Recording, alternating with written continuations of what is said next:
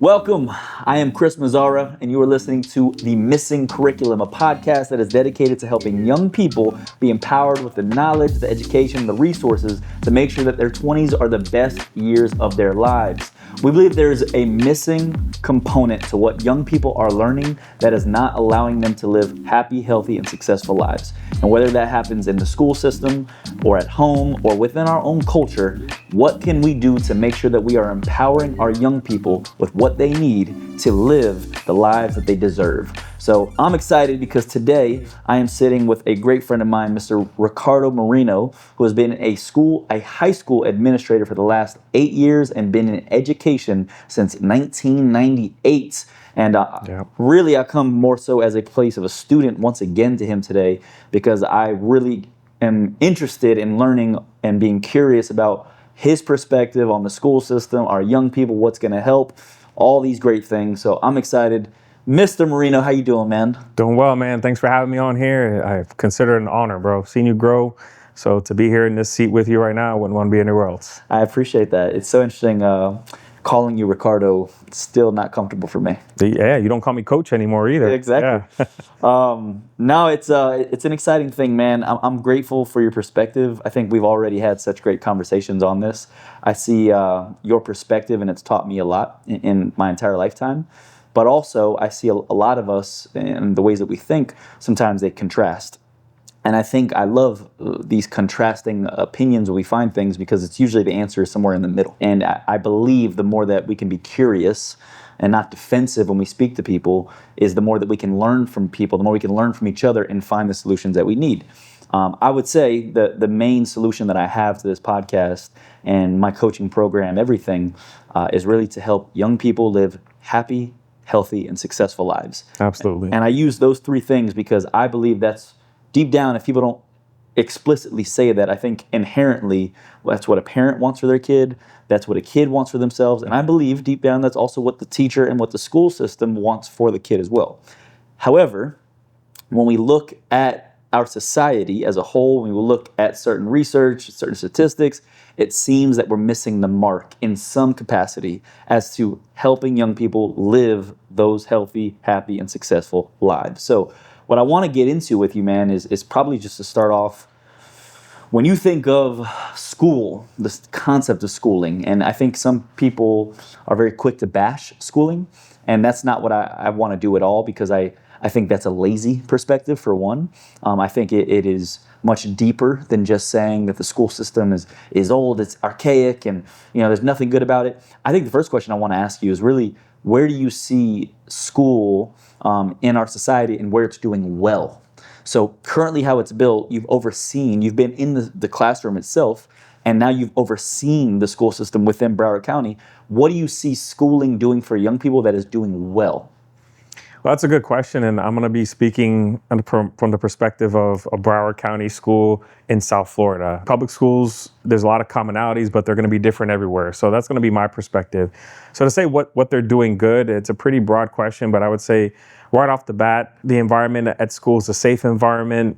The people they hire at schools, they do background checks to where we know that our kids go there, they're going to be in front of good people, giving lessons that are based on standards that the state has set for them, and that students are going to be able to go in schools and be able to be taught those standards at a level that's going to keep them competitive with anywhere else in the state. So it's a very broad question, but there's a lot more good things going on. But just in general, a safe place for kids to learn, for all kids to learn, and to get the education they need to graduate K through 12. So I think one of the first thing that comes to mind is that, again, one of the things that people bash about the schooling is that we're not educating kids as much as we're teaching them how to pass tests. So there's a whole conversation I think we can have there. But I want to get right here because I think you'll have a great perspective on it, is what really is the school's goal for a kid? Because my thoughts are, well, yes, a school is judged based upon how well their kids perform in tests. So then ultimately, when it comes to this idea of a school having the goal of raising and helping empower and educate to young people to live happy, healthy, successful lives, to me, I also think that they have their own goal of making sure that they protect their own school grade, their own reputation. My belief before was that that also meant that the better their school grade was, the more funding they would receive as well. So maybe you can correct me if I'm wrong there. I think the very first thing is a school's fundamental goal is to take students in, get them educated, and make them better by the time they leave. That's the most fundamental goal.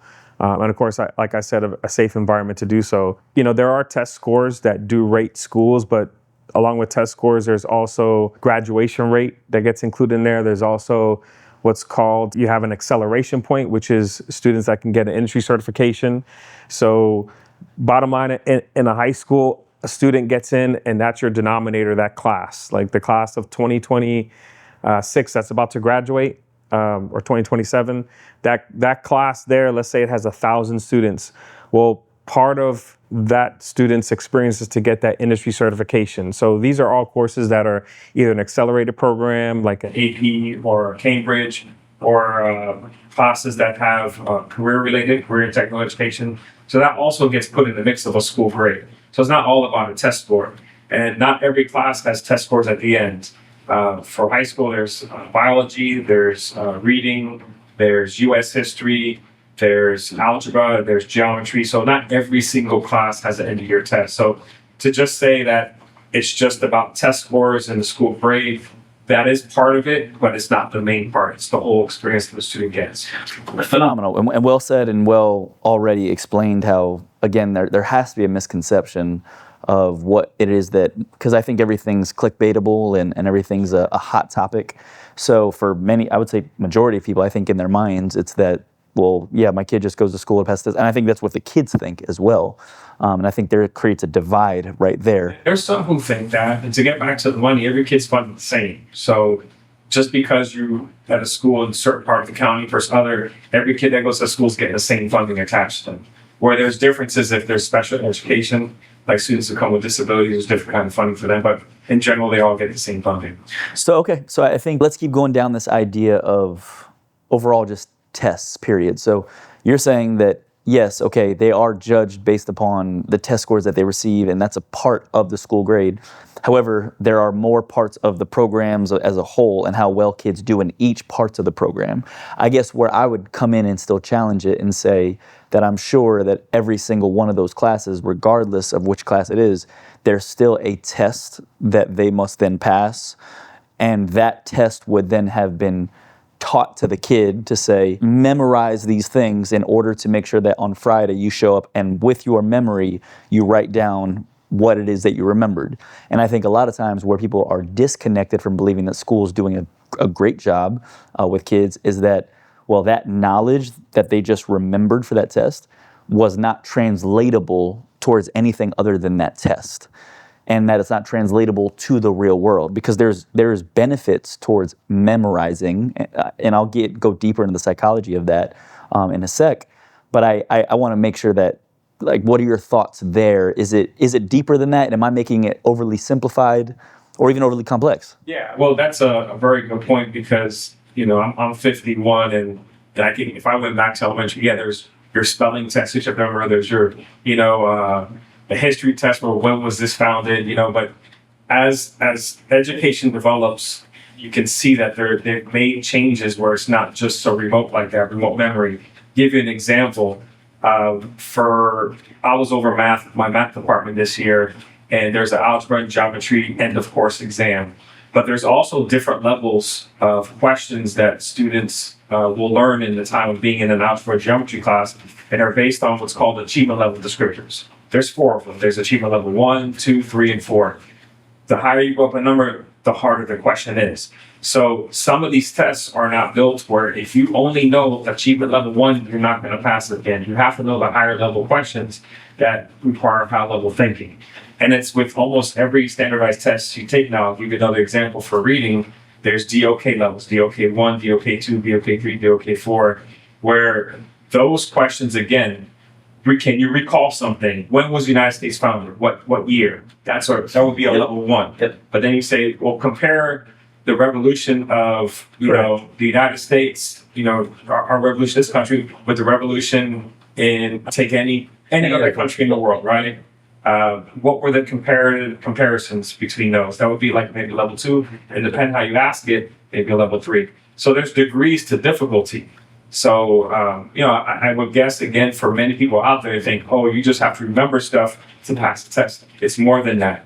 You really have to get to higher level thinking in order to score very well on these tests. So right now we're experiencing something that I think is a hotter topic than people realize.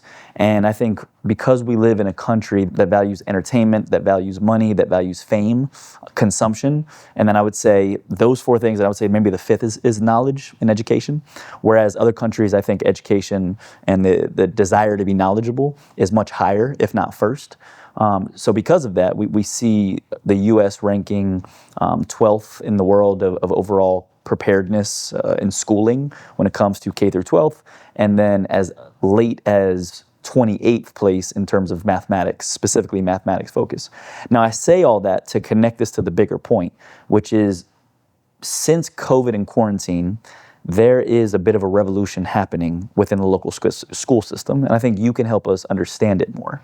But just this past year alone, there were 34,000 students that were unenrolled from Dade County to West Palm Beach County. And because of that, the school system in the state of Florida is now looking at repurposing or closing 43 schools.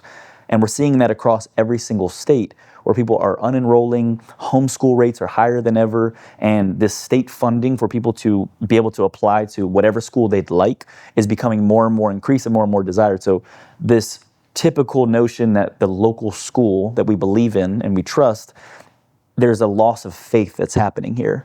So what do you think is happening? Is there something big, a bigger story being told? Is there something that we don't understand? Or is this just another fad that's happening? Any thoughts?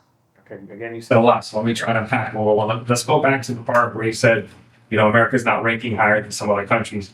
Well, I want to first look at those other countries and see, are they homogenous society? What does that mean? So if you have a room of 20 kids and they all speak the same language, came from the same neighborhood, eat the same foods, have the same culture, then you wouldn't have to differentiate much except for maybe their levels of skill. Like you have a group of 20, there's some going to be higher skill and lower skill, but that's all you have to differentiate from. But now you have a class of 25, and in that class, you have some that don't speak the language, some that do speak the language, some that come from a different culture, some that are the culture of the area, some just moved from a different place. So now you have to take in consideration all those other variables. And how do you really get them all to the level that you need to get them to in order to get them proficient at a standard? But language barrier would be the one thing. It could be culture too. I mean, there's a whole bunch of different variables you put in there in the classroom when you have people from different societies. What if you have 5 kids, you just don't value this class for nothing in the world? I don't care. I don't want to. Does that make it a little bit more difficult for you to teach versus you have 20 said, okay, I'm here because I have to. This is my only area to get an education. If I don't, something's going to happen to me on the outside of this classroom. Whether it be society will look down on me, my family will shun me, whatever it is. So all those things matter in the classroom. So to take it back to it, I don't want to discount the statistic. It does give us a good starting point to take a deeper dive, because our school system, there's some parts that do need a lot more work, right? And it gives us an opportunity to look at that data and kind of see what the real is. But if you're just going to blanket a statistic versus other countries, well, hold on, wait, we got to see what those other countries are doing. Are they really facing the same kind of challenges we are? Some cultures, they value teachers on a very, very high level. Here, sometimes, teaching is just a second career to them. They got laid off from their, private sector. Now they want to go into teaching. So you have different kinds of, I guess, measures for different things, but all those things take into account. But it's definitely, it's good to look into and see, right, where's the truth behind this? As you said, you can look at it and somewhere in the middle, there might be something true to it, some truth there, My belief, truly, is that the acquiring of knowledge and the respect for schooling in our country is very low. And I would confidently say that we do promote, or we do value money, fame, consumption, and entertainment, especially entertainment, more than we do education. So I do believe in the parenting, and I do believe the onusness of the student and the schooling. Where do you see us as a society, as a valuing education, or do you push back on that? And do you believe that I am being overly critical? No, I think there's some truth to that. I mean, we're a society, at least in our United States, our culture here, we're a society that gets a lot of their information via media forms, whether it be social media, whether it be, Netflix, whether it be, X or whatever it is. That's where that intake of media is coming from. People don't sit there, especially young kids, and, oh, let me turn on the news and watch it. Right. It's not happening, and everything is very quick. So I would say, yeah, I'd say just as a general rule, I haven't done any research on it, but I would say in general, people don't value education like, say, our previous generations did, Right. because that going to school was their out to be successful. Where now we're seeing people who are influencers, people who have made a product, in their backyard and they're selling it. There's all different ways that people are saying, okay, I can be successful here. Yeah. I don't need this avenue here, which there's some truth to it, but. So you have a history to speak to, being older than me as well, and having more experience in all of this than me. So would you say, because you just made a great point, which is at one point people saw school system or schooling as their way out, and that was their why. Correct. Behind, okay, I need to go to school in order to get to college, in order to get the job I want. So have you seen an evolution of the more that media has risen, or influencers have risen, or this other way out that has risen? Have you seen the disinterest in schooling pick up as well? Like the obedience of students, has it decreased over time? That's an interesting question. I would say, I guess I could maybe make a correlation there, but I think also too, there's just been, as a whole, more degeneracy in our society. Well, I'd love to hear more about that. So, I mean, it's all over. Yeah. Just go flip on social media. And I think that has an effect on how kids' overall behavior is. Yeah. Where they might see somebody doing something degenerate on social media and getting thousands of likes and Right. followers. I mean, even listen to the evolution of music. You're young, but you're not too young that you can't even in your time see the evolution of music and the degeneracy it's happened in that time that you've paid attention to music as a whole. And it's not just that. Turn on any Netflix, turn on, any kind of show.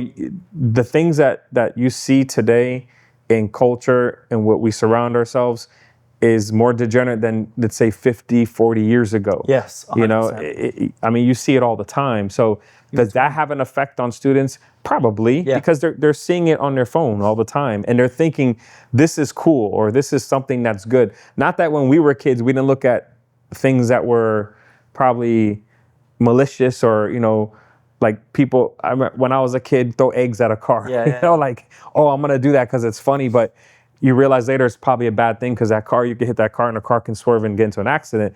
But you're seeing it more magnified, because a person can look that up on their phone in seconds and see it.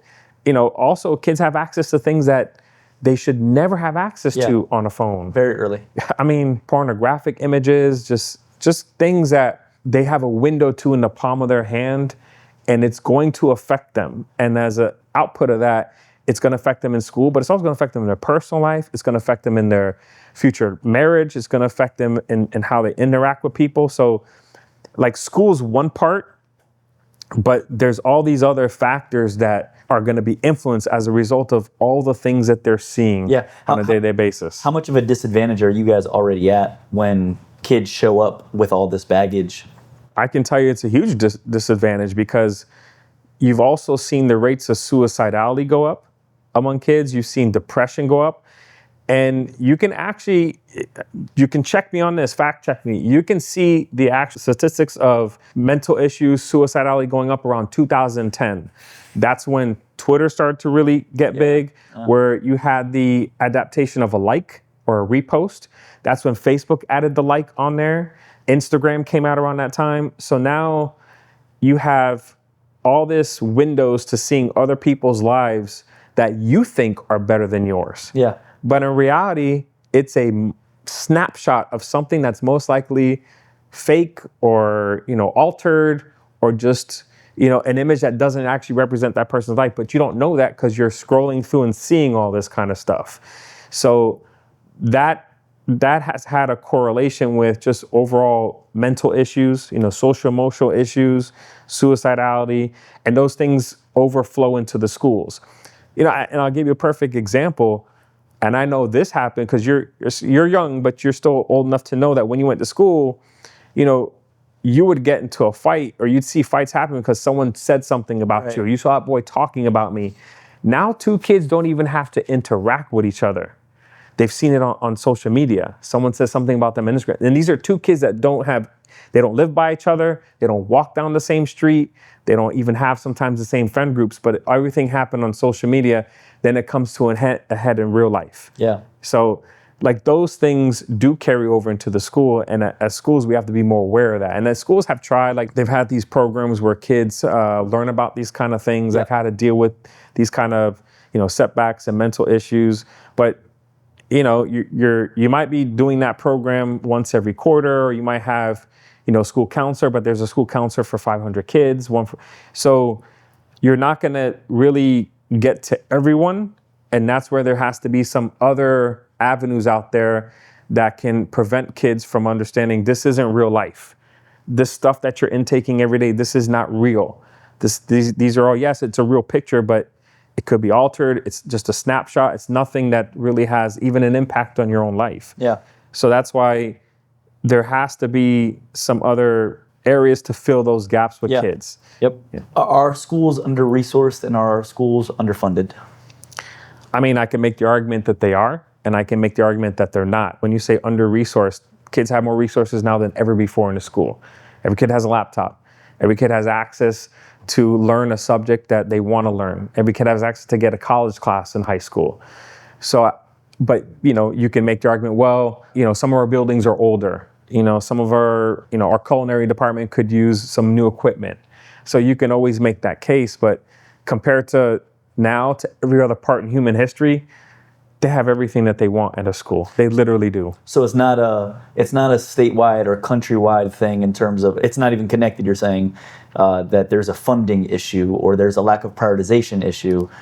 I mean, you can make that argument, but I'd say first and foremost, you have to have an adult teacher that's going to hold those kids to a higher standard. Right. No matter what kid comes in the classroom. Yep. Because you can't walk into the classroom and say, well, I don't think these kids will do as well. Right. Well, how do you know? Right. What have you done? Have you pushed them? Have you taught them how to think? Have you taught them how to analyze? Yeah. So it starts there. It starts with the teacher. It starts with the teacher and the support the teacher has from admin. And it's also the support they have from district. So I'm lucky enough and blessed enough to be in Broward where we have a really good district, really good support system there. There's a lot of programs for kids to have. We talked about before, like what can kids learn in school, career, technology, and education.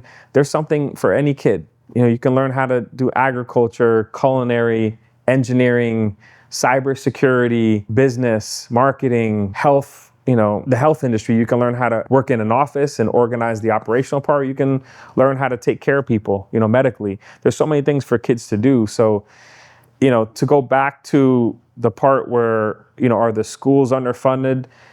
Yes, you can make that argument because they can always have more stuff. Like your wants are unlimited, right? Yeah, I want each class to have, and each student to have an iPad to take home with them. Sure. But do they have what they need to right now to be successful? Absolutely. Yeah, so it's awesome, man, and well said. And I think this is exactly, how somebody who's as intellectual as you are and the ability to express yourself as well as you do, how you humble many of us, right? So a lot of our judgmentalness and our ignorance in towards of what's actually happening, it becomes more docile the more that we're educated, right? So I think our ignorance is starting to be awakened a bit and educated properly. So yeah, I think I want to go back into the unenrollment rates, right? So there clearly has to be some disconnect. And maybe it is societal, maybe there, again, degeneracy and people seeing alternate paths. But it takes 2 to tango, right? I mean, it has to be also that a parent also doesn't believe in their local school either, because it is K through 12. And I'm sure as soon as that kid becomes 16, 17, they have a bit more of a say in terms of going to, changing schools or whatever. But what do you think's happening with this massive unenrollment rate to the point where it's unfathomable for me to think that schools are closing, especially at the rates that they are? Yeah, that's another good question with a lot of different variables there. Having heard this many times in Broward schools as administrator, because obviously I work at a school where enrollment's gone down, and we're not an outlier. It's gone down pretty much everywhere around the county. There might be a couple high schools that have gone up in enrollment, and that's because they built new buildings and they're actually in an area that's not really growing anymore, and there's not a lot of choices for kids to go in different places. So it's either A or B for them. Yeah. I mean, I think first and foremost, again, I want to preface that everything I'm saying is from the perspective of Broward County. Maybe there's some schools around the nation who are underfunded. I believe that, but just going by what I'm seeing, and this is anecdotal too, by what I've seen in the Broward County public high schools for the last 23 years, right? So I'd say some of the variables would be, one, like you said, parents say, I don't want to put my kid in this that we're zoned for. So what other choices do we have? So there's been more charter schools opened up in the last 10 years. I think Academia or Academica, that's one of the charter schools. They've opened up, I think, in the last couple of years, about 25 to 30, somewhere on there. So there's a different choice for a kid. Also, you have some private schools that have always been around, but they've grown in some areas, some of these private schools. Some parochial schools like Archbishop McCarthy, St. Thomas. You could almost compare this to capitalism, right? These are essentially like businesses that are closing because there's more competition. Sure. You could say that when given a choice, what does the consumer want? Which is not a bad thing. And I always took it on a perspective. I coached in Broward County. I coached at a public school, and we had two predominant private schools that were around us. And the way I looked at it was, I liked the competition. Yeah, this is what you have to compare to. You can go to that school, which are both private. You can come to this school. The difference is you're going to pay, 15 grand, 20 grand a year. Here, you're not going to pay. And here I can show you an academic progression that's going to be just as good as those private schools. But you kind of have to know that, know how to market that way. But I also said, I give you St. Thomas because that's the school we all know. St. Thomas has elite athletes. And I would say, yeah, that's the elite. We're not going to always get the elite, but that's okay. We're still going to get kids that are good, and we can work them together, and we can make them be better athletes and better student athletes at the end of the day. So I didn't always mind competition. It's when you're not doing the job you can, whether you're a teacher, administrator, coach, you're not putting your best foot forward and making that school the best school it can, then yeah, competition will hurt because you're not doing the right thing. And other schools say, well, if they're not doing the right thing, we're going to do the right thing. And again, it's not to say that any school's not doing the right thing, but you also have to know what your community wants from a school. And you have to be able to provide that on a given basis. So outside of the charter and private schools, you live in Broward County, you've seen property prices go up, especially in the last 15 years. If you're starting a new family and you're at entry-level jobs, or maybe you worked at a job for the first 5-6 years, you've gotten a couple raises, you really can't afford to live in Broward County. So you look to other places that are more affordable, where you can buy a property, buy a house. I don't know if that's contributing to unenrollment rates, though, right? I mean, 'cause I feel like South Florida is becoming more populated than ever. Well, don't take my advice. Don't take what I'm saying. Go ahead and look up any Broward County population statistics. Birth rates have gone down. Household sizes have gone down. Vacant houses have gone up. Interesting. Mm-hmm. Interesting. So you're saying even as South Florida is becoming a hub for, it's damn near the new New York. It's bigger, but just in general, just look at birth rates around the United States or any Western country. Drastically on it. There's only one country out there, a Western country in the world, that's outbirthing its population. That's Israel. Every other Western country is not making enough kids to outpace their population. Yeah. So naturally, less kids, more schools then closed. The other big thing that affected Broward schools, immigration has gone down. Right. Our schools used to have significantly more number of students coming from other countries. Right. That stopped in the last year and a half, 2 years. Very interesting. Yeah. Again, and here's where, a judgmental and ignorant mind immediately assumes and goes into very harsh connotations of what's causing. So those are all very respectable attributes. Yeah, and I would say those are all the main variables. Are there other things that, yes, there's probably, You could probably do a study and look at all different ways, but I would say just in general, the biggest impact would be population, Right. birth rates, and the increasing of charter schools. So competition, less people, immigration, Right. lack of birth rates. Right. I do want to ask though, because you did say it, which is you have to also listen to what the community wants. So do you think there is any connection to the idea that parents simply don't believe in the local school anymore? Absolutely. And I've seen it, again, anecdotally. This is not a whole wide study that Ricardo Reno's done. But Broward County. Right. I've been to meetings. They've had these meetings called Reimagining Schools where they ask the community what they want out of schools. And I've heard, and I came from a school down the street, South Plantation. I've heard many parents say, I don't want to send my kid there. Well, hold on a minute. Why? Oh, there's fights every day. There's this. They have this whole. They get programmed by the social media as well. Whole idea what the school is. Yeah. You were a student there. You were a teacher there. You were a coach there. That school's a great school, and there's a place for everyone at that school. But the outside community wouldn't know that, and that's why one of the things as administrator we have to look at. And this is a newer thing. How do you market your school? How do you show people what your schools can offer? Because I can tell you Broward County Public Schools can offer students much more in programs and much more in dual enrollment and AP and Cambridge programs than any other private school.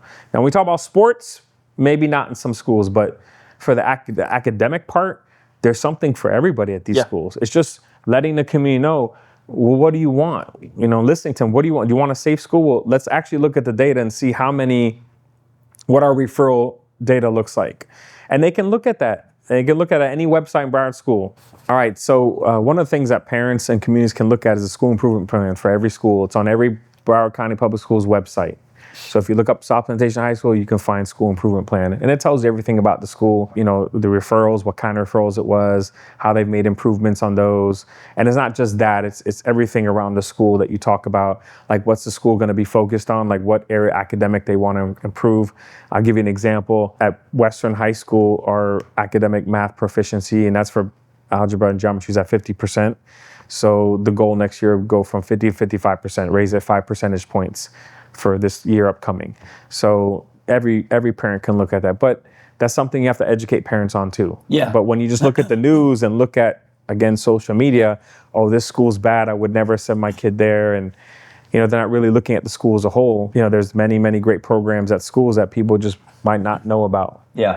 Yeah, ever since the one election, I think it was the first Trump election, ever since Facebook got involved with how they manipulate marketing and just kind of manipulate our emotions with information, it's been a very interesting thing how easily swayed we all are. Oh man, yeah. It doesn't really take anybody. I think majority of people are pretty comfortable saying whatever they first see is the truth, and they're not willing to kind of dig deeper and find out what the ultimate truth actually is happening there. Or we live in an echo chamber where we're only seeing the things that we believe in, and we're not really getting any outside perspective that might say, well, have you thought about it this way or looked at it this way? So yeah, it's gotten me. I mean, even on a simple note, the Miami Heat, there's all these rumors of getting LeBron James again. Yeah. And then I'm seeing on there, LeBron James, it's not going to be in Miami, it's going to be something. Then I see something else saying, LeBron. Definitively. Right, LeBron's been talking to somebody else about coming to the Heat. So, it's just kind of whatever it feeds you. But to bring it back to the schools,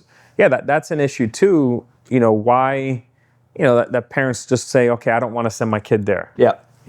So I think for this first maybe however long we've been talking now, I think you've done an excellent job in defending at least the Broward County public school system and how it's currently constructed, how it's always been constructed, and what contributing factors are. So I do at least want to open it up to see if you do have a perspective on what could be improved. For sure. So I'm sure there has to be something there. And I think a misinformation and a misdiagnosing that there is happening. So it's not just as simple as, hey, parents are losing faith in school systems, so they're willing to pay $40,000 a year now to go to whatever private school they have to. It's clearly there's more to it. However, I would still say there is a significant amount, not maybe significant, but an amount that are saying, well, no, I don't believe in this type of schooling, period. And that's why homeschooling is higher than it's ever been, especially since COVID. Yeah, I don't blame the people who want to homeschool their kids either, because I think they're trying to control the outside stuff getting to their kids. And a lot of times you look at people homeschool, they just want to be able to, raise their kids or teach their kids in an environment where they might not be exposed to some other things that they'd be exposed to at any school that they go to. So I kind of don't blame them, and I can understand why they would want to do that. As far as what schools need, and that's a really good question. I would tell you, in my experience, one of the best programs that I ever saw in a school was the Marketing DECA program at South Plantation. Again, it started with the teacher that was there. But that program, if you were part of that program for more than 2 years, you had experience in developing some kind of entrepreneurial, either some kind of marketing, some kind of business, some kind of stock. You had a way of learning about something that you would actually use real world, that you can apply. And if you stayed with that program and you competed at the higher level, those kids that graduated from that program were way above their cohort when they got into college, way above. And I can tell you, the students that were in that program more than 2 years and actually tried to compete, anytime I see them, they're all successful in their own way. Either they've, gone on and became a lawyer, they've gone on and started their own business, or they've, are working in a career where they're succeeding and thriving. It's because they learned some of these key fundamental techniques that can apply to anything. You had to wake up early in the morning and you had to practice. You had to write your paper and you had to go over it and check it. And the teacher that was there, he would look over that paper to see any mistakes. They'd have to rewrite it. Then when it came time presenting their ideas, they didn't just present once or twice. They had to present over and over and over and over again. Then they had to present in front of all their peers, and then their peers had to give them feedback. So by the time they've gone through this program, they can speak in front of people properly. They know how to read and write properly. They know that it takes good habits to be successful, because you could always, and when I say success, they didn't always win it at the state and international level, but the fact of them doing everything to get to that point, even if they didn't win, they still had the tools now. They can apply that to anything. And you see it over and over and over again with these programs. So I think Broward Schools does a good job with career and technical education. I think that now they have to start having schools be a school of. So for example, one of my dreams would be to have the School of Entrepreneurship and Small Business, where it's a traditional high school or a middle school, but you have to follow a pathway of this curriculum, much like you did with the DECA program. Which there are schools that are in the early stages of being developed and grown, at least in within the last 5 years that are like that. That this school would be, you come here to learn this, and that's their specialty. And I say that because, again, the schools that I've been at, there's a lot of different specialties, which is cool, something for everybody. But to know ahead of time that we have this school that's specifically for this, and entrepreneur small business can follow a lot of different things, but it's strictly for that. But aside from learning that, you also have to learn the habits that lead you to be successful in those industries too. So beautiful. What I would like to tell you about is a bit more of the framework that I've built for highly successful people. Right? This is not because I'm a genius, but that I've gotten to work with some geniuses. And either Tony Robbins within working on his team and understanding all his methodologies, but also working with some either professional athletes, working with celebrity figures, working with even the minds of people that have $50 to $100 million companies, sometimes even more than that. And I've gotten to study what it is that they have and who they are and what they embody. So what I've created is a bit of a 7-stage framework. And this framework, it's only recently come to me that my hope and my desire is to figure out how to give these skills to young people as early as possible. Now, all I'm doing is, and I hope you can see it as we have this conversation, I'm approaching everything curiously right now, right? Because I'm trying to understand what am I up against, and is there really that much that I'm up against, period? Which I think you've exposed a lot to say that, no, the schooling is doing better than you may have heard or maybe told or maybe scrolling through and hearing reputation-wise. So this program that I have built and am building is always in this biggest desire of giving it to young people as early as possible. I believe that when somebody steps into 18 and a technically young adulthood, independence in the early 20s can be very scary. You said a very scary thing since 2010, that age 13 to 25, suicide is the number 2 killer after incidental accidents. So people are killing themselves just a little bit less than people are getting in car accidents. That's horrific. And I believe that that comes from a lack of preparedness for what it means to step into the real world. Now, what's causing that lack of preparedness? Schooling is one aspect that I look into. Parenting, trauma, things have gone through. I look into the thing as a whole, but my goal is to essentially say, what is this framework and what do we need to do in order to give people as young as possible these skills? So what I'm hoping for with you is that, yes, you'll give your commentary on what you think about it, but also within how is the school system doing currently with it? So I just said a lot, but the idea is I'm going to go through these 7 stages and we'll go through them one at a time, my belief system around them, and I'd love to hear your commentary on it. So number 1 is this idea of direction, this idea of what is my life headed toward? Where am I going to actually contribute in the society?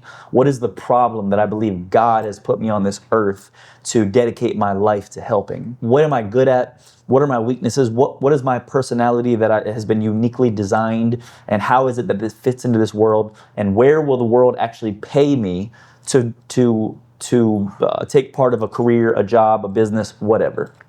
So number 1 is this idea of direction.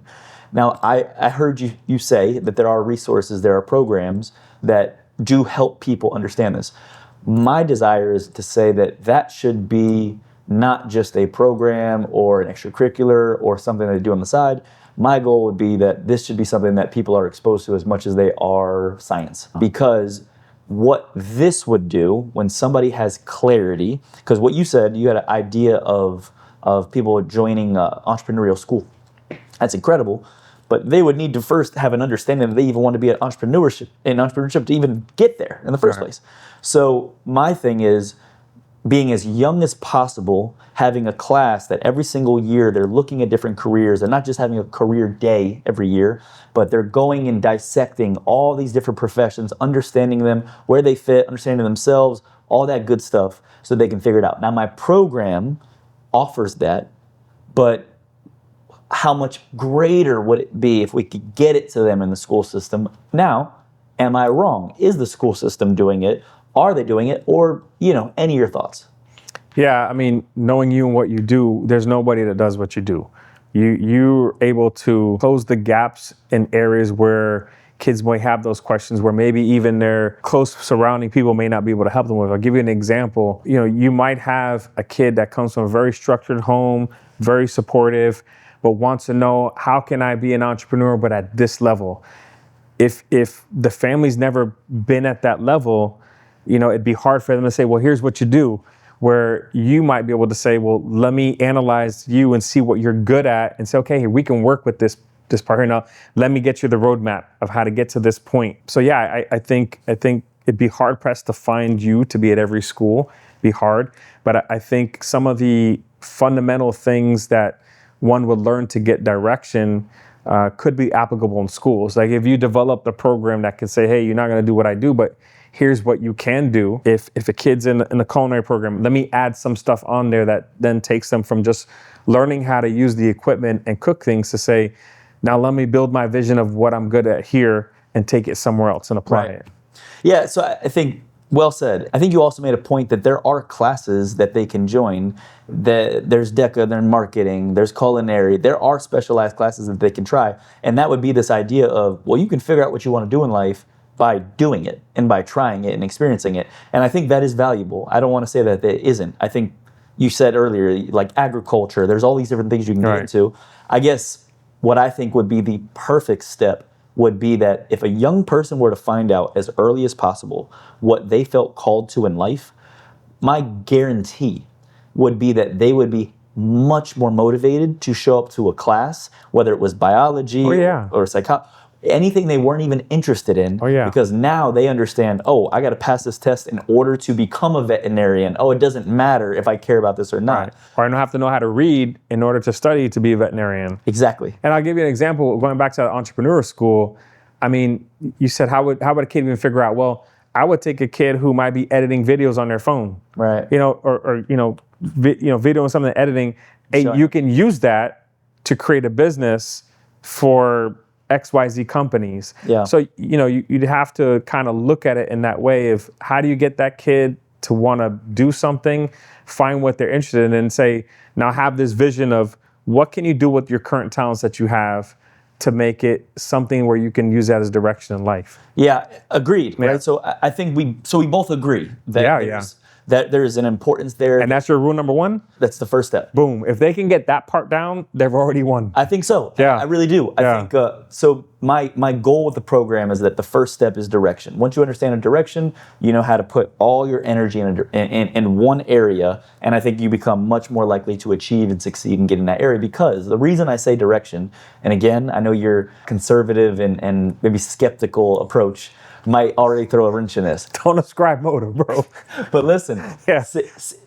There are studies that are done every year on American satisfaction in careers, in their jobs and careers. And that percentage is always alarmingly high of how unengaged or dissatisfied people are in their jobs and careers. And my belief is that this is much simpler than we really need to take it, which is that at an early age, they don't take the time to figure out what their life should be. Then they get later in high school and they feel the pressures of, I need to either choose whatever's safest or whatever's going to make my parents proud or whatever I think is going to make money. And they choose that path, they go into it, and then they realize they are unhappy, they hate it, and now we find ourselves in people that just say, I can't wait to Friday so that I can go enjoy my weekend. Oh God, here's Monday again. So to me, I personally think very confidently that study is very simple. And I think the direction idea of getting people exposed to that as young as possible is invaluable. And I think where I'm looking at is I'm trying to solve not this generation's happiness anymore. I'm trying to solve the next generation's happiness of satisfaction in workers and saying, hey, I believe I have an answer here to the solution.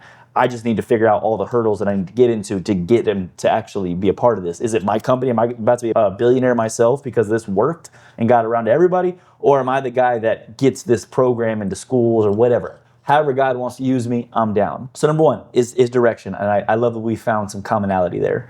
Now the first step is figuring out what they want, because that will then create a commitment that they have to whatever you're asking of them because they're excited for it. Two, well, I believe that once we understand the direction, then we need to have the GPS system in order to get there. What I mean by that is what I call time mastery. So right now we live in an age where wasting time is more rampant than ever. We're more empowered, more empowered than ever. We have laptops, more resourced, right? We have every single reason to succeed, but we're more distracted, more unengaged, more ADHD. All these things that we've self-created and self-diagnosed is worse than ever. So what I do disagree with school, and I think schooling does a great job in four things, which is that there's something called executive functioning. So this is what they tie into how executives, the necessary skills that they have. So number one is memory, right? The ability to have something in your memory and recall it.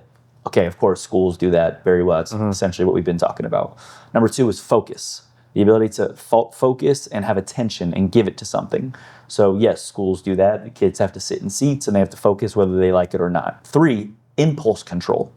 Schools absolutely teach that because a kid is taught very early that doesn't matter if you want to say your answer and blurt it out loud, you have to raise your hand. Right. Hey, you have to wait until the bell to go to the bathroom. You don't just get up and leave. So they are taught three of those things. What I believe, though, where schools fall short is this last one, which is time management. We're telling a kid, hey, you have to pass this test on Friday. And then we don't teach them, okay, well, here's the way you actually organize a schedule, because I know you have sports and I know you have family and I know you have to watch your little brother. So how do we create a schedule that allows you to now go study and do the homework in order to show up prepared? So I think it's like we expect them to pass tests, but we don't resource them with the idea of, well, how do you plan your time and have a calendar? I don't think I was really exposed to any kind of calendar until like not probably I was like 28. Yeah. You know, so it's not a skill that is taught. So I think there's something very interesting that I have there where it's first, okay, set the direction, and then we need to help you understand how to use your time properly. I think it would be an invaluable class if we had time management. Not a skill taught in a class, but the entire class was time management. Hey, here, let's talk about distraction. Let's talk about time wasters. Let's talk about what it means to properly use a calendar and how to actually organize yourself. Yeah. So, Why, the adults in the room 100%. are not, a lot of them, I would say, and again, I'm just throwing off the cuff, how many of them actually organize their time perfectly where they fit everything in, than to be able to teach that to a kid. So yeah, I agree with that. I mean, I think that that's a skill in itself. And if you can help somebody with that, all the better. Yeah. Because now they'll know the costs and benefits of whatever if they're sitting on their phone scrolling through whatever for an hour, it's an hour lost. Yep. They're not doing research, they're just entertaining themselves. So yeah, I think that should be in schools as well. Yeah. Not just for students, but adults too. It's actually probably my most interesting topic for me personally. I think I obsess over time probably in a bad way. But anything you obsess over has to be bad, right? But I love the topic of like time mastery and how to be most efficient and productive. And it's something that really intrigues me. And I would love to be able to give this to young people as early as possible. Imagine if we taught young people how to use their time wisely, how much quicker as a society do we evolve? Those are two huge things: direction and time management. Huge. Again, now we haven't got to the other five. Just give me those two. Just kidding. I'm good to go. Book is done. There you go. That's it. So that's how confident I feel about this. Yeah. And notice my shift of posture, right? Because in one essence, I know I'm stepping into your world in schooling, and I was prepared to be wrong on a lot of my assumptions. And I think in many ways, I was proven wrong today, and I'm grateful for that and educated. With this is something that I believe so heavily in. And I just think, again, those first two steps. Okay, great. You know the direction. Now I need to show you how to use your time properly in order to get toward that direction. And then number 3 is self-confidence and taking action consistently. Consistency, I think, is the number one killer to why most people don't ever achieve. I truly believe that as adults get older, the real number one thing that we're all trying to achieve is consistency in some shape or form. It's about, there's study, again, there's always a study, but they say your brain can be programmed with a habit by doing it repetitively for 65 days. And then the neurological pathways are built strongly enough where it becomes more of an automaticity, Right. More of an automatic response. So I think in some shape or form, we're all struggling with consistency. However, I think the first step is having enough self-confidence in order to actually take action. Because let's say I want to be a veterinarian. I figured that out. Great, teacher, you helped me how to organize my schedule. What if in that moment I then say, I don't believe I'm worth it. I don't believe I have the ability. Which happens all the time. That's, it's not even the smartest, strongest, best that end up being successful. It's just the ones that every day did what they had to do. Simple. In time, just like the little engine that could, just kept going and going and going. And that's something that, if that's number 3, again, now you're at a point where, because you're consistent, you're going to get the self-confidence. Exactly. You can't be, I'm going to do this. Right. That ain't going to happen. Right. You have to do it first. Then you say, I can get this done. Preaching. Yeah, listen, a guy that I respect, him, Mr. Holt, he used to say, you don't get good tomorrow, you get just better. Yep. Every day you get a little bit better. A little bit better, a little bit better, a little bit better. That stuck with me. Yeah. With everything. I wish I was mature enough back then when Mr. Holt approached me about taking over for DECA. I wish I was intelligent enough to understand that was a great fit for me to step in. Oh yeah, he saw it. It was great. You would have killed it. I would have killed it. Yeah. However, I knew nothing about entrepreneurship. You said earlier, if your parents don't know about entrepreneurship, like I personally was an artist. And that was rebellious enough because I come from a line of military, cops, blue collar, firefighter, very blue collar. Yeah. So me being an artist was rebellious enough, but like the idea of how to make money in America was beyond me. I just knew about working really hard. That's what I saw from my parents, my family. Everybody's very hard workers. So I attribute a lot of my work ethic to what I witnessed. However, having the intelligence of doing so. But I digress. So having self-confidence, we're 100% in alignment that self-confidence isn't looking in the mirror and saying, I'm confident. Self-confidence comes as a byproduct of taking action. Correct. And then prove it to yourself that you are capable I can of doing do this, yeah. So there's something here that is an overarching topic in this step which is really emotional intelligence, understanding ourselves, the inner workings of ourselves. I think psychology is a cool class in high school, and I think it at least brings us out of the box a little bit of our traditional thinking. I think it could be leaps and bounds greater of what it could do and the impact. No longer just being an interesting subject that I took in high school with an interesting teacher. It's always an interesting teacher. I teach psychology. But the subject that changed my life, because I understood how my brain actually operates and why I have such self-deprecating thoughts and why I have these emotions of anxiety that happen in my body every time I have to do something hard and I shut down.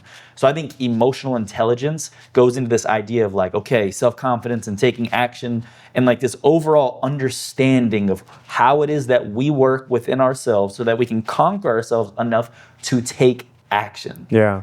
So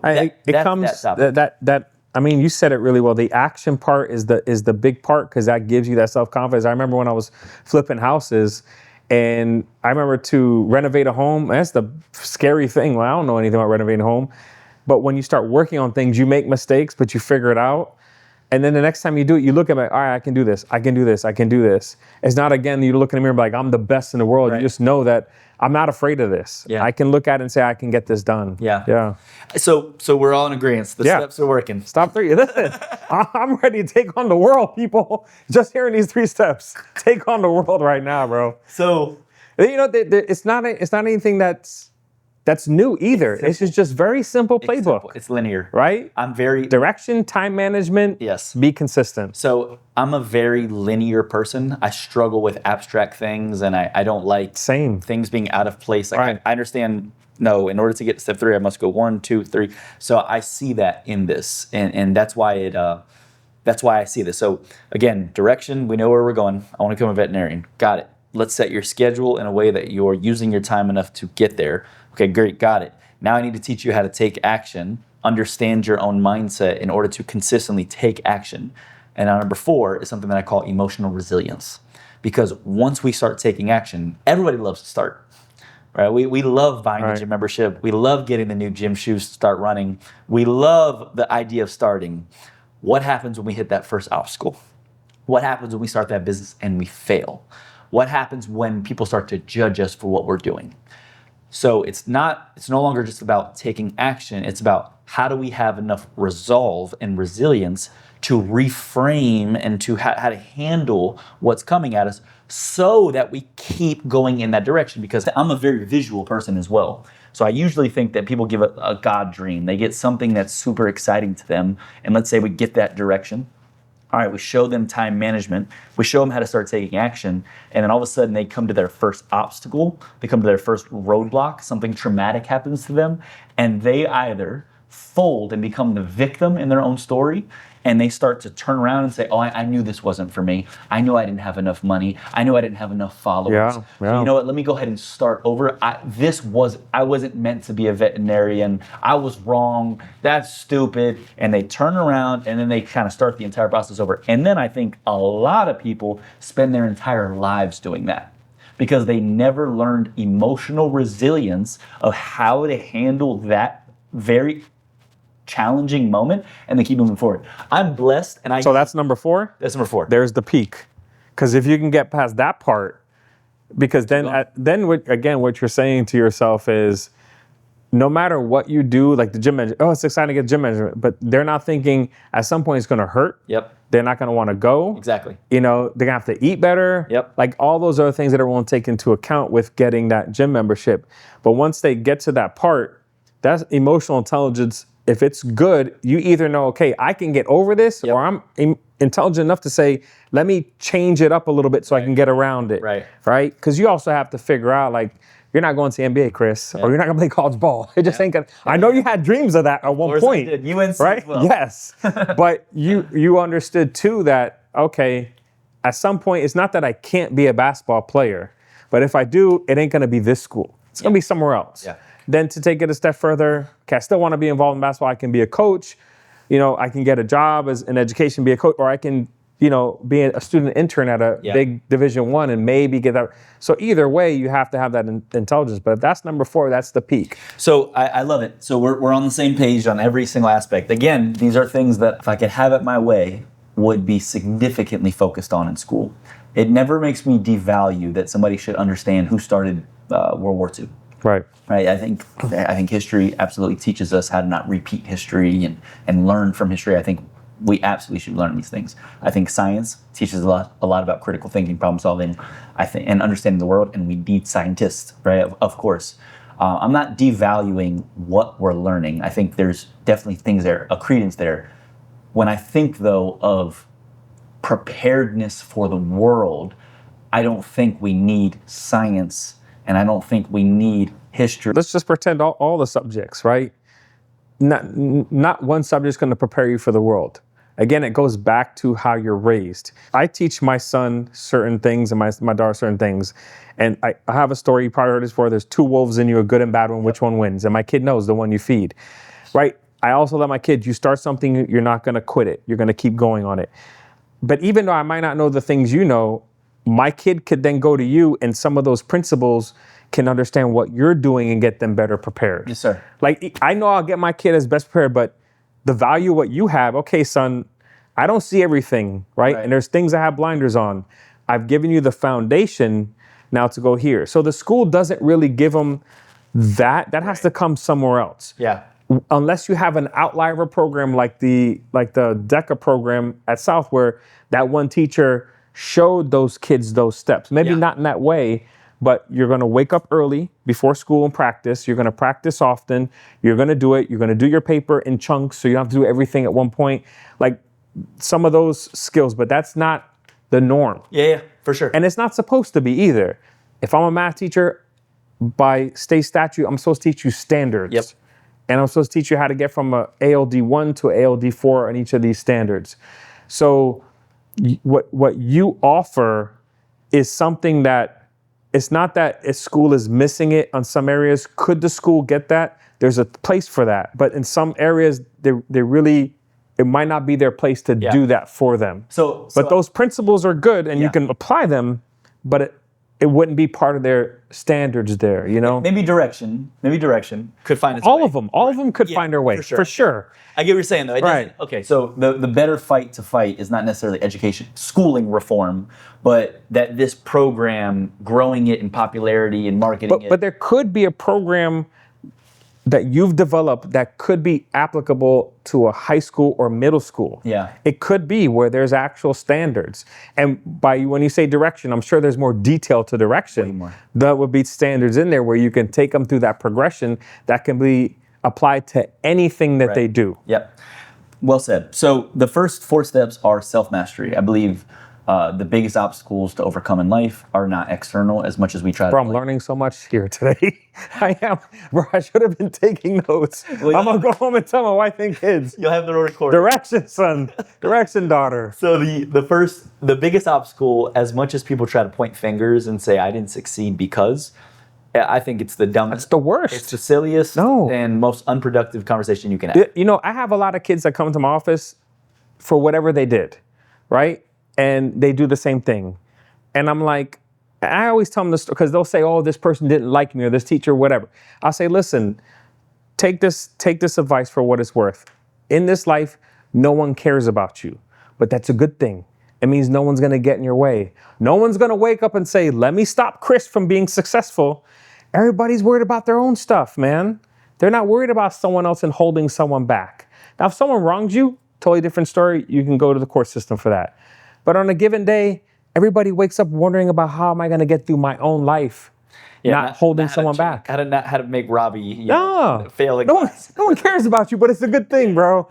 Right? Sure. Yeah, it's a great thing. Yeah. How do they respond to that? They stay quiet, and then I tell them, I go, listen, for all that you've already done, put that behind you. Tomorrow, you can make more good decisions than bad decisions. Yeah. That's life. Yep.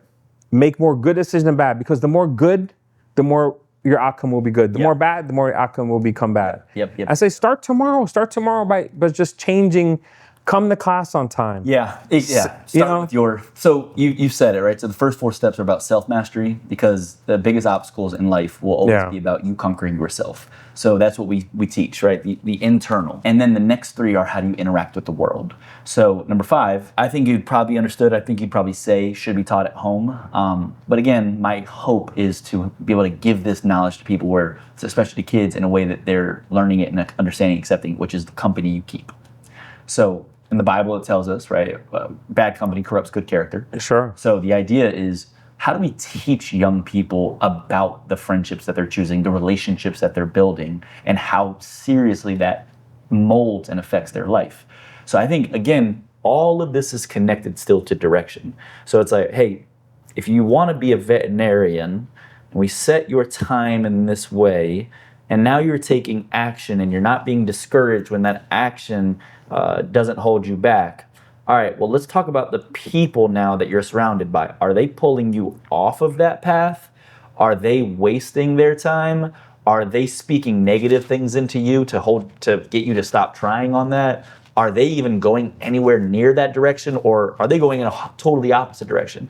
And I think when we can teach people about growth relationships, I think they start to value more healthy things. Yeah. So I really love this idea of this 5th step is like the company you keep, the people you're surrounding yourself. No, number 5 is fair, and that's a good step, because even just putting a veterinary, perspective, are you spending more time with so-and-so who's a good person, but you're just hanging out at the park, or are you spending time with Dr. So-and-so at the veterinary office? Exactly. Or the vet techs? Right. Who are you choosing to spend more time on? Yeah. I know that you can only spend so many hours there, but do you ask them, hey, can I come in on a different day? Right. And just watch and learn. So yeah, it's a good one too. Yeah, That's for high school also. Absolutely. Yeah, of course. Absolutely. And so, okay, that's a simple one. The 6th one is something that I think any adult would agree on, and I think it's very simple.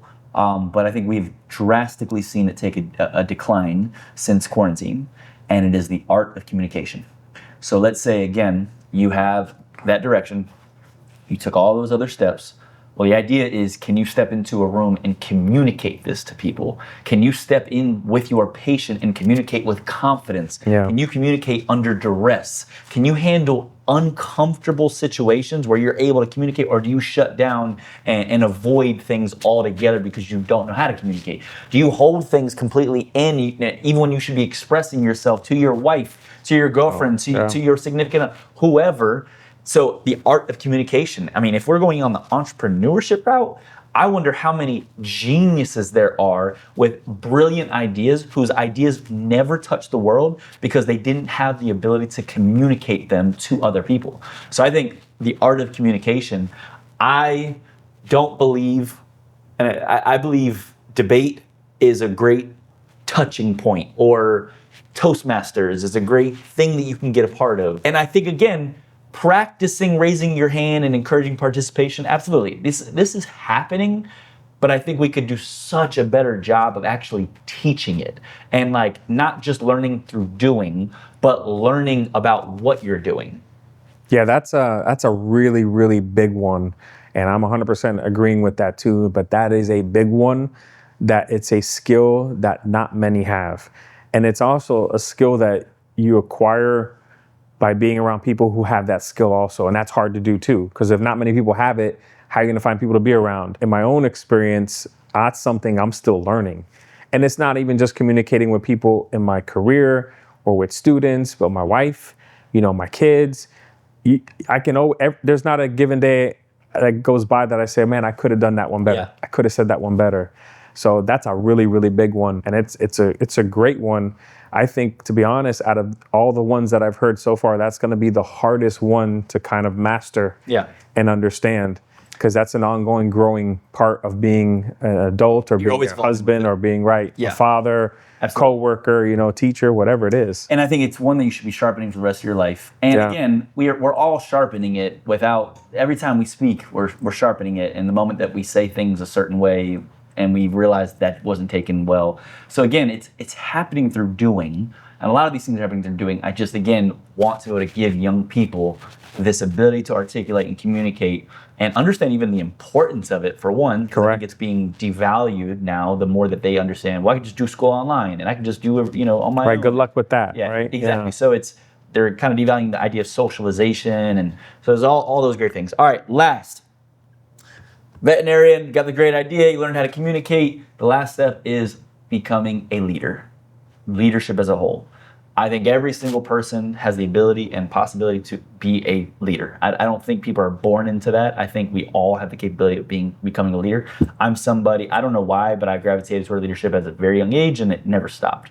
However, I think, again, we could teach people what it means to be a leader, what it looks like, because, all right, you have that direction, and then one day, let's say you take the entrepreneurship route, you need to be able to understand how to empower people to take responsibilities, and you need to be able to understand how to handle workplace issues, and you need to be able to get people really excited about that direction that you're going in, that vision that you have, and then getting them all riled up and motivated for it so that they work hard for it. You need to be able to understand how to hold them accountable to what they're doing. You need to create infrastructure for all of them to succeed and be happy and all that. So there's so much that goes there that would then complete that last thing. So I think entrepreneurship is a great way to teach this, and like those entrepreneurship schools, like all these could happen, and like for sure, piece all the puzzles together. Well, 6 and 7 go hand in hand. Absolutely, you're gonna be a great leader if you can't communicate. Absolutely, they just work together. And I think both of those, as you said, you could show them, you can explain why, but those two things only work in practice. Yeah,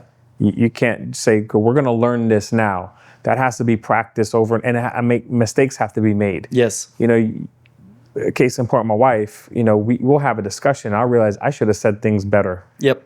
And I have to reflect and then I have to have a follow-up conversation. Yep. That's not always fun listen, I shouldn't have said what I said. Yep. I apologize. I'm sorry for that. So you always have to look back and you learn from those mistakes. So I'll learn next time I'm not going to say it that same way. Same thing with leadership. You make mistakes in leadership, and that's how you become a better leader. Yep. I'm not saying you have to fail every time, but you have to kind of look and reflect. I could have been a better leader here. Yep. And that's something that's ongoing learning. But if those are the last two, you can show somebody what good leaders and what good speakers are. You can show that. There's plenty of examples from the Bible. Moses. Yep. Oh my God, Moses, like your number one, the ideal of what a good leader is. Yep. He even had a lot of doubt. God, why are you picking me? In the Bible, I think Moses speaks to God more than anyone, or close to it. Moses' leadership, he still had doubt. He still did things where he said, I'm not good enough for this, but he led his people. Right. And he was a good model of what a good leader were, even so that his people who came after were great leaders as a result of Moses. Yeah, they say a great leader is somebody who builds other leaders. Yeah. And that's their primary focus. So Joshua was Moses' byproduct of great leader. building another leader. Great leader. We can go biblical with this. Man, so what advice would you give me, right? So my idea is I want to give this to young people, and I feel very I think God has put me on a mission, so I'll open up just for a second. So I lost my best friend to suicide in his early 20s. I recently I was going down this path of business, of life coaching and business coaching and all this high performance coaching. And then the more I helped adults, the more they started asking me to help their kids. And that wasn't a thing when I worked at Tony Robbins. That wasn't allowed, it wasn't promoted because they don't have enough money to pay for it, So next thing you know, I never marketed this business or anything. It was just kind of just happening. And next thing I looked up and it was like 35% of my company. So I always wondered, I was like, this is really interesting because this is pretty niche and nobody else does this. And it's got its challenges. It's a very imperfect process that I'm a part of. But parents that I meet are pretty hungry and it's borderline desperate for it to get this for their kids. So, but we're in an uphill battle because you have to get the parent to want it and then you got to get the kid to want it, right? Right. So it's not an easy thing of how you do it. So my question for you would be, what is your thoughts, right? What's your recommendation? Where do I take this? Because yes, I have a company, and of course, one aspect of this is marketing and building a company. Do you recommend that I try to integrate and get involved with schools more? I mean, is that going to be so much friction of just fighting that battle of trying to build a program and bring it to Broward schools and say, yeah, you guys will pay me a fee to have this program, but I'm going to empower you with phenomenal trainers I wouldn't even call them teachers, trainers that are going to be teaching those classes and take your kids through this thing. Should I be going down that path? Is it more fruitful to say, no, this is better outside of the school system? Any thoughts? Yeah, I think what you have is fantastic. I think what you have right now would best suit any student in any school. I would tell you the path that you're going on is probably the path that you should be going on, which is you found this niche, you're going to start helping kids. I think once you start building the testimonials with what you've done with them after 5-6 months, but look down now 5-6 years. Right. What does that look like now? Yeah. Now you've had a long analysis of people who you've been able to help. You're able to see what those outcomes are. Because I think you say good leaders make other good leaders. Yes, sir. Maybe you develop programs and you can coach other leaders to do things like this in schools, but maybe not on the level you have, but maybe on a piece by piece level. Like you have your 1 through 7. Maybe you're coaching for those 1 through 7, but you really hone on after your analysis. Maybe it's level 4 that they need the most help on. Right. Maybe it is direction, but okay, they can change what they're like, but maybe number 4, that emotional intelligence to get through any barriers in life. Maybe that's the part you say, and of all my years of doing this, this is where I've seen have the most breakthrough that kids need the most help on. Yeah. And you can kind of focus that for schools. But I think anything you do with this will be beneficial to both, young adults and adults. Yeah. And I've seen you enough, throughout your years to know you've always had this in you to want to mentor, to want to lead, to want to help others. So I think you continue with that perspective. I want to help. I'm going to help as many as I can, and then multiply that by helping the ones who I can. Now they can help others. Yeah. Now you're not in a business of just coaching. You're in a business of changing lives. Yeah. And that's a different thing. You're not selling somebody something that they may or may not need. You're saying, I'm going to help you because I know what's going to multiply from this isn't just going to come back to me in whatever form, but it's going to help hundreds more. So I think that's the right approach you have to have. And I'm a firm believer that when you pray and you read the Bible, God tells you these things. Yes. It says, this is what you're good at. And I'm showing you, I'm telling you, move in this direction. Yeah. Because you're going to impact many. Yeah. So I appreciate that, and I thank you for the guidance. It was I was in the middle of it, and I kind of veered a bit, but within the last 6 months here, we came across a young person that tried to kill himself, and that's where I really started developing and understanding these steps and saying, oh, I should be giving this to young people. Oh, it doesn't just, I'm trying to give it to young people as early as 23. Oh, no, I need to give it to them way earlier to cure this problem at the source and allow them to get on a much healthier path. I appreciate so much of this conversation. I appreciate so much of your conviction because you're such a convicted person in your beliefs that I knew what I was going to be up against in terms of thinking that I was going to sway you in any kind of way, because I know how convicted you are. And that's a beautiful thing, because it doesn't come from ignorance. It comes from knowledge, and it comes from wisdom, and it comes from a place of strength and authority. So I love the kind of changing of the conversation, the changing of guards that we had, because the same way you're telling me that I was willing to always seek out a mentor and always willing to be a student to anybody, and I'm still like that. I'll be like that for the rest of my life. That was almost what you allowed me to be in a moment, right? I was willing to say, okay, I'm a student to you, tell me all these things that I clearly don't understand. And then you allowed me to step into my world for a second and allow me to say, hey, let me tell you about what things that I... Yeah, I learned a lot, man. So I appreciate that so much. I appreciate you listening. I appreciate you sharing. We hope that this helped many parents and many kids, and wherever stage you are in life, understand that there is a path forward. We believe in giving this knowledge and this education to people as young as possible. But if you do need support, please consider our program, Generation Forward. You can get started as early as 6th grade to go through all 7 of these pillars to get started to truly live a high-achieving life. These are not things that I got from ChatGPT and said, help me understand the answers of helping somebody. No, this was studied from some of the highest performers around the world. And I simply want to give this to people as early as possible. But Mr. Marino, never Ricardo, any last words you want to give? No, thank you for having me, man. I've enjoyed seeing your growth. We've known each other now for almost 20 years. Sheesh. Yeah. From the very first moment I met you, nice young man, respectable, always a hard worker, always willing to learn. That's going to make you very, very impactful on people who you help, because you have that mindset that I also want to learn and grow too, and I'm going to help you do the same. You're a very humble man, and a great man too, great father, husband. So it's been an honor being here with you, bro. Appreciate it. Appreciate you, my man. Absolutely, bro. All right, y'all. Till next time. We're still figuring out what this podcast even is, but thanks for tuning in. See you next time. All right.